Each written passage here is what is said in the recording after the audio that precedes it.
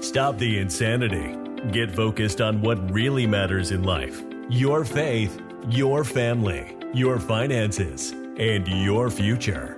Now sit back and change the trajectory of your life. This is Money for Life, brought to you by the 100-Year Savings Solution. Are you concerned about the markets? Stop taking unnecessary risks with your money while also getting great benefits. Visit us at 100yearsavings.com. Now, let's welcome your Money for Life hosts, Teresa Kuhn and Rick Sapio. Hello, everyone. This is Rick Sapio and Teresa Kuhn for another episode of Money for Life. So what we're going to talk about on this podcast is financial predators, which come in many shapes and sizes. So I think you got a really good quote that fits this podcast topic perfectly. Go ahead, Teresa. Well, I love this quote, and it summarizes the experience that investors have. And most investors think that they're in control, but listen to this quote and tell me what you think. Many people rush into the game of investing thinking they are the predators. When they get to the middle of the game, they then realize they are the prey and try to escape, but it will be too late. Only the preys with a well-defined exit strategy will escape, and the rest will be slaughtered by the real predators. And this is from Tony Martins. Isn't that an interesting quote and so much to unpack there, Rick? Yeah, it's funny. Predators come in all shapes and sizes. And one of the predators that I see the most is just the advertising world. You go on TV and you see these advertisements that you can trade, anybody can trade, get your trades for free at this company or trade as often as you want. And it really is a fool's game because when you look at the actual data, as hard as it is for anybody listening to this podcast to believe and understand, the average investor loses a lot of money trading in stocks. It just is what it is. And on top of that, they're buying all kinds of programs like options trading and whatnot. And what I have found, looking at tens of thousands of investors over the years, is the people that do the best are the ones that focus on investing very conservatively with their safe money. So they put money in CDs, they put money in whole life insurance, earning tax advantage yields much better than other tax advantage places that they could put their money. And then they focus the rest of their money on their business, on their expertise. Then that's private investing. Your company is mostly private. Very few of you will take a company public. And then they maximize their investments inside their 401k and their IRAs, but they're very conservative.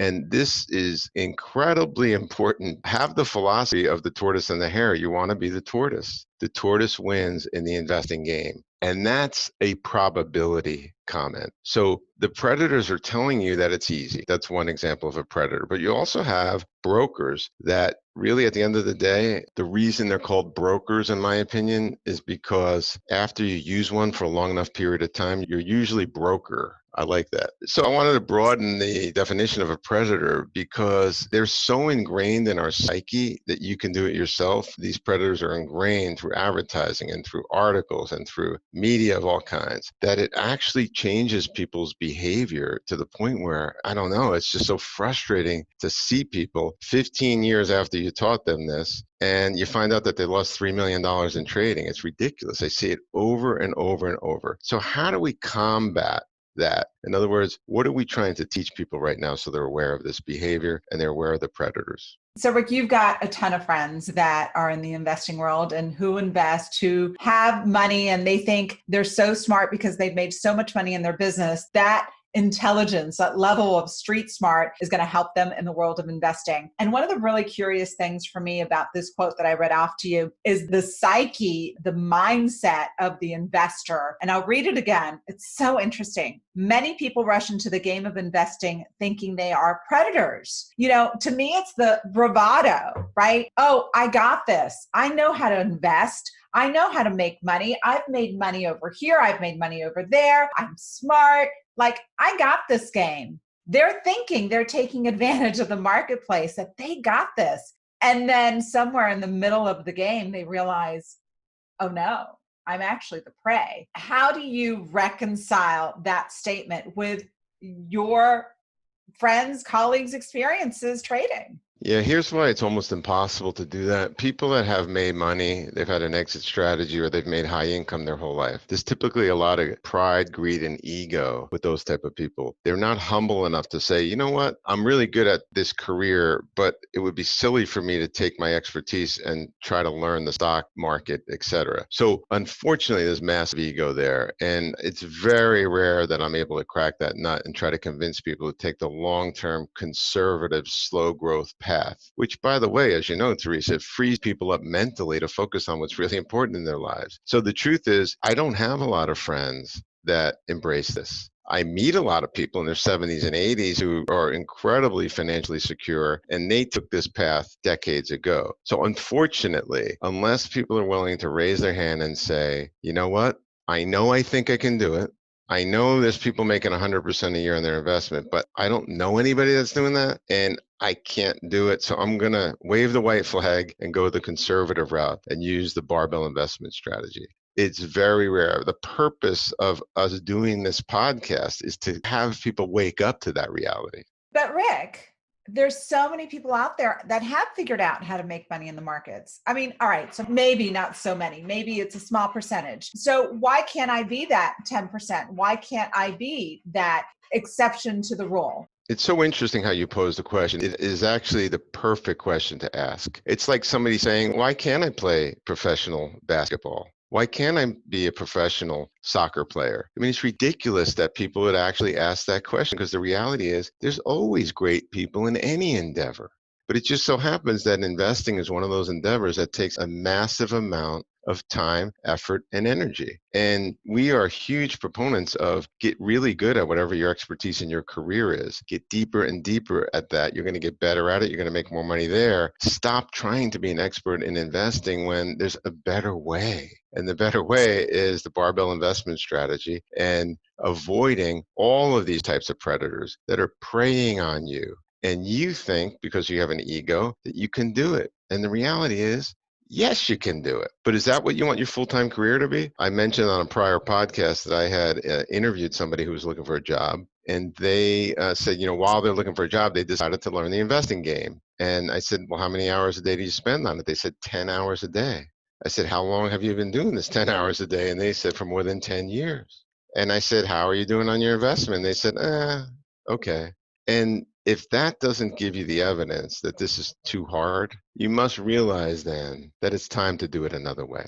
All right, everyone. And now this is a message from our sponsor, the 100-Year Savings Solution. Teresa and I do these podcasts because we are very committed to you having wealth in your life. And that wealth is long-term wealth. And how do you get wealth? You get wealth by employing the barbell investment strategy, in which you focus on creating a foundation of wealth using specially designed whole life insurance from a mutually owned insurance company. And you're going to get higher returns with far less risk. I call it risk-free, but it's far less risk than you can get anywhere else in the world. And once you have that financial foundation set up, the rest of your wealth creation is almost automatic. Go to www.100yearsavings.com.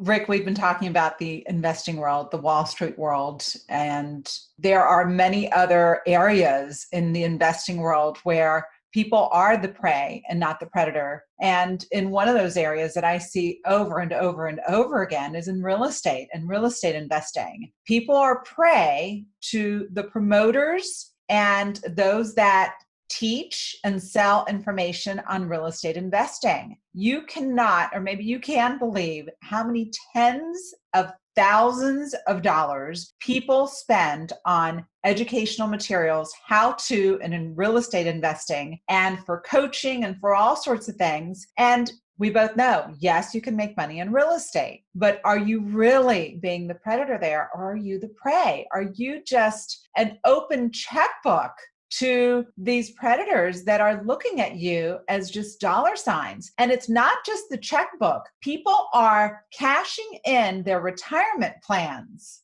and handing it over basically to these educators, real estate educators and investing educators. You know, I'm talking about tax liens. I'm talking about flipping houses. I'm talking about buying apartment buildings. I'm talking about single family home. Like, real estate, there's so many different niches you can go into. And there's so many people selling the same repackaged information on how to make it in real estate. And at the end of the day, they've invested, oh my goodness, a huge fortune in the education. And then they're investing in real estate. And what's that old saying? The second happiest day of your life is the day you buy a property. And the happiest day is when you sell it. Yeah, so you're opening up a huge can of worms here. But this is an interesting analogy that I want to share when it comes to this topic. I remember this company that grew like a weed. It was called Rosetta Stone. And Rosetta Stone was in the business of selling CDs and DVDs on learning a foreign language. And I happened to talk to an executive of Rosetta Stone many years ago. And they said it's an interesting business model because everybody buys Rosetta Stone because they have the intention of learning a language. But it's very common that a person buys Rosetta Stone and it's still in the shrink wrapped package in their closet 5 years later. So the intention is, I'm going to learn a foreign language. But a foreign language, as you know, you speak a foreign language, so do I. It takes daily practice every single solitary day for an average of 4 years to learn a foreign language. But people don't do that. And so when people decide that they want to learn how to trade the stock market or trade options or buy real estate or flip houses or whatever it is, they must realize, just like when they buy Rosetta Stone to learn a foreign language, that it takes daily commitment every day for years. And very few people are willing to put their phone down and social media down and news down in order to make a commitment to learn something like that. So what Teresa and I are really saying to you is just know that. Know that human nature is guiding you. Human nature is the thing that's causing you to fall prey. Human nature is the thing that's causing you to have an ego to say, I can learn this whole new industry that took other people decades to learn. Human nature is what's causing you to buy Rosetta Stone and have it shrink wrapped in the closet, or buy that real estate course and not do anything with it. So as long as you can admit that, you might have a change in your life. And I had a therapist tell me a long time ago, Rick, you could talk your head off, but people are not going to change. They are going to change in the rare instance that they either have a gun to their head or something massive compelled them to change. So one of our strategies, which may be a wrong strategy, is to drip on you, podcast in and podcast out over many years, that finally you take all the data and you decide to change. Well, based on the feedback that we get, Rick, it is making a difference. We are presenting information that really isn't earth-shattering, but I think it's presented in a different way where people are hearing it, people are getting it. And I must say about you, you are that rare bird who decided to learn a second language, Italian, because you are Italian, and you've been meeting with the same person every single week for years on a regular, consistent basis to speak Italian. You speak to your kids every single day, all day long. You made the commitment, I'm going to teach my kids Italian, and in order to do that, I cannot speak another language to them. So, you're really the rare bird who makes a decision and follows through, and that's probably why we're working together, because I do admire that about you. It is exceptional, for sure. And to you, the listening audience, no doubt you are exceptional as well. And we want you to live just an amazing, amazing life, not being the prey and being empowered and living simply and focusing on what you're really, really good at. We think, and it's been proven to us over and over again, when you do that, you will live a better, more purposeful life. And with that, we'll sign off. Thanks for listening.